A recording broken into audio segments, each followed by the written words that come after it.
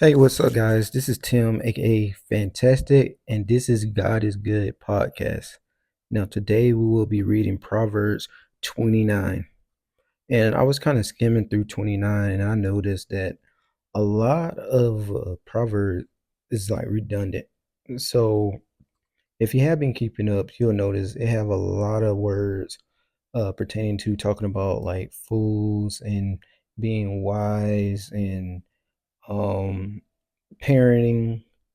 It talk about pretty much the same stuff, but I just think it's good that we just continue to read Proverbs because even though we have read some of the same stuff, we can always learn something new while reading it.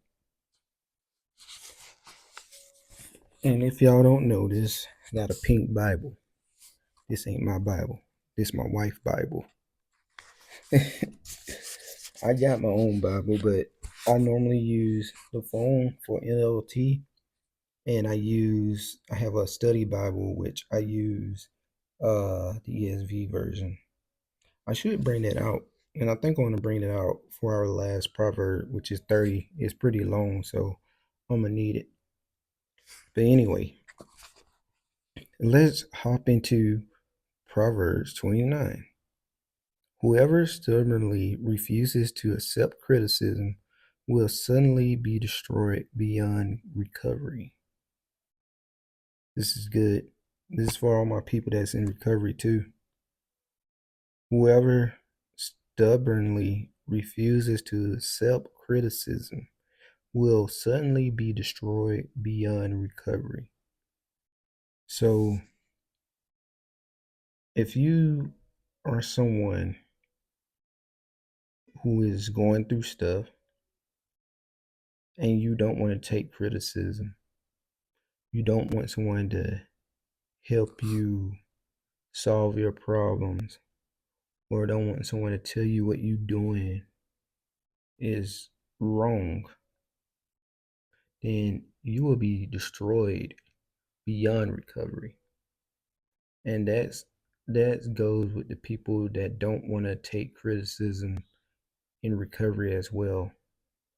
You know, the people who don't want to listen to the folks who have time in sobriety, and that goes, for example, like someone like me. In the past, I didn't want to complete the steps. I didn't want to do that. And when I was so stubborn, I always had a relapse. I didn't want to stay connected to my network or the people I fellowship with. And this preaching to me too, because I'll be honest, I haven't been to a meeting in a minute. And the reason for that, it really ain't no good reason. Like I say, I've been, watching my son and stuff. And that's normally the time I normally go to meetings. But yeah, I'm over here getting convicted. So if y'all feel some type of way, just know I'm over here getting convicted too. When the godly are in authority, the people rejoice. But when the wicked are in power, they groan. The man who loves wisdom brings joy to his father. But if he hangs around with prostitute, his wealth is wasted. This is good for those men out there. When you are the type that love wisdom, you're gonna receive it. But if you're the type who's out there thinking like a little kid and you spending money on women and stuff, your money gonna go wasted. You gotta be smarter than that. That's why it's good for a man to find a wife and be committed to her. A king gives stability to his nation, but one who demands bribes destroys it. To flatter a friend is to lay up traps for their feet. Evil people are trapped by sin, but the righteous escape shouting for joy. On this verse right here, I'm going to stop right here on this verse to say that when evil people, when they are trapped by sin, you notice they're not happy. They don't have joy. They don't have peace. Evil people always create corruption. Evil people are the one that really not satisfied within. Even though on the outside they may look happy, on the inside they ain't. And that's why they say, but righteous escape shouting for joy. People who escape sin, people who don't want to stay in sin, when they escape that, they find joy. I find joy whenever I'm battling sin and I escape it. This is the same thing that is talked about right here in this Bible. The godly care about the rights of the poor. The wicked don't care at all. Mockers can get a whole town agitated, but the wise will calm anger. If a wise person take a fool to court, there will be ranting and ridicule, but no satisfaction. Y'all ever seen people who go to court and they just act a fool? And they just be fussing and everything. They don't even want to take criticism. They don't want to take wise counsel or anything. They just act a fool. We see that a lot on the internet. The bloodthirsty hate blameless people, but the upright seek to help them. Fools vent their anger, but the wise quietly hold it back. I love this right here. Fools vent their anger, but the wise quietly hold it back. The reason why I like this is because I have been watching a lot of debates lately. Been watching a lot of debate with Hebrew Israelite and also Muslim. And one thing that I noticed that they both have in common is they always like to vent their anger. But you see the Christian man, he's always calm. Um, and I'm not gonna say all Christians, because some Christians get stirred up. But the wise ones, they are calm. Take for instance, God logic. When that man debate, man, these Muslims, they be saying some crazy stuff. I seen them on TikTok today, they be saying some crazy stuff. But God logic just be calm. And if you don't want to hear it, guess what? He just take them off hook. He just block them. He just take them off the live. That what wise, that what wisdom look like. That is what wisdom look like. I think God logic shows a perfect example of when fools vent their when it say fools vent their anger, but the wise quickly hold it back. God logic is one of them, man. And I doubt God logic ever watched this video. But if you ever see this video, just know, man, Proverbs 29, you are a prime example of Proverbs 29:11. You quietly hold your anger back or your frustration, and you just continue to present the gospel. And if they don't want to hear it, you just be dust your feet off. So I really appreciate saying that. That helps me a lot for in the future if I ever debate someone. If a ruler pays attention to liars, all his advisors will be wicked.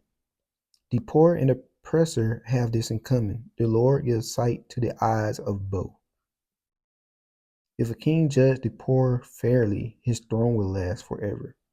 To discipline a child produces wisdom, but a mother is disgraced by an undisciplined child. How many times we are seeing this in today's society? You know, when you discipline a child, it produces wisdom. That's why you say, well, I'm gonna say that's why you say, but that's why you see when a child they be like, yeah, he ain't getting no home, no good home discipline. You see kids, a lot of kids are wilding out in today's society because the parents, they're not disciplining their kids. They let them do whatever they want to do. But this is why this is why discipline is very important because it creates wisdom in your children or your child.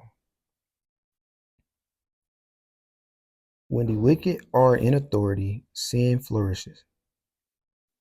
But the godly would love to see their downfall. Don't you ever see that at a workplace?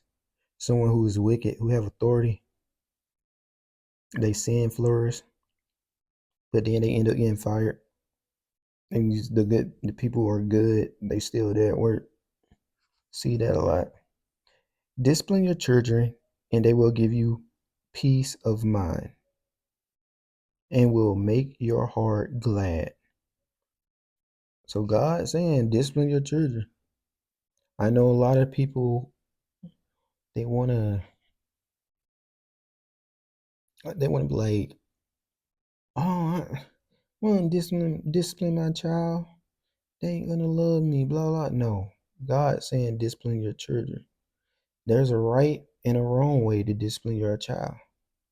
You don't have to beat your kid, but you can most definitely discipline them. When people do not accept divine guidance, they run wild, but whoever obeys the law is joyful. This right here, I like this because for all you Hebrew Israelites that say the law saves us, it don't. But what the law do is it make you joyful. But you also got to have faith. Because if you don't have faith, then what's the point of the law? You can try to you can't keep the law without having faith.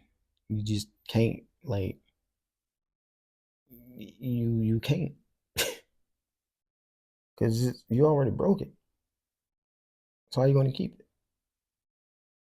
You gotta have faith, and with faith, that means you repent. Come on now.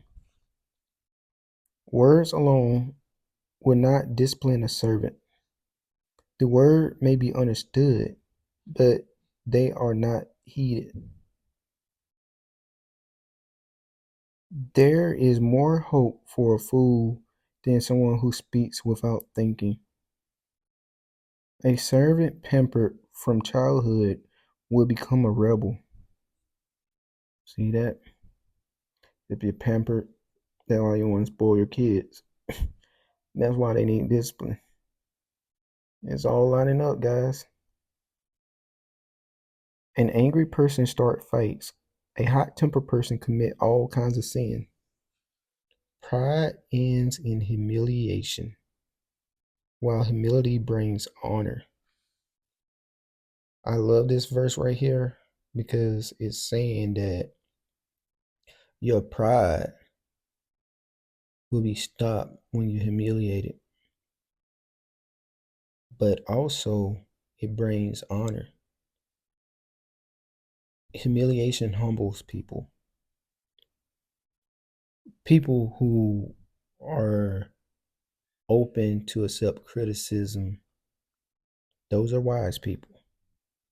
There's a difference between being humiliated and still doing stupid stuff versus being humiliated and being humbled by it. Big difference. If you assist a thief, you only hurt yourself. You are sworn to tell the truth, but you dare not testify. Mm, like that. Then for them people that go into court. Fearing people is a dangerous trap, but trusting the Lord means safety. This is good because you don't want to fear people. You only should fear the Lord. And when you fear the Lord, that means you trust Him. And when you trust Him, that means safety. But if you fearing people but not fearing the Lord, you're not safe. That sounds pretty scary, right? That sounds really scary. But if you don't fear people, but fear the man, the Lord, who can kill both body and spirit, That's safety. Many seek the ruler's favor, but justice comes from the Lord. The righteous despise the unjust, the wicked despise the godly. This is why you see sometimes there, you see conflict between two different religions. That's why you see sometimes conflict between a Christian and a Hebrew Israelite or a Christian and a Muslim. Because it's saying the righteous despise the unjust and the wicked despise the godly. They always colliding. Let's be right here in the Bible. And people should pay attention to that. That should let people know that God words are real. It is true. And we should pay attention to it instead of trying to rely on our own understanding. We need to rely on what's in this book and study it um, till self-approve. I think that's how he said it. But this is why it's good to continue to read the Bible. And when I'm done with Proverbs, I'm going to just continue to study the word and be bringing some stuff up. I'm going to be having some topics about stuff. I already know what I want to talk about when we get done with Proverbs. We most definitely going to focus on Jesus. Why it's important to believe in Jesus, to know who Jesus is, because that is the key to heaven. That's the key to the Father. You cannot get to the Father unless you go through the Son. So with that being said, I hope everyone have a blessed day or night. I'm out.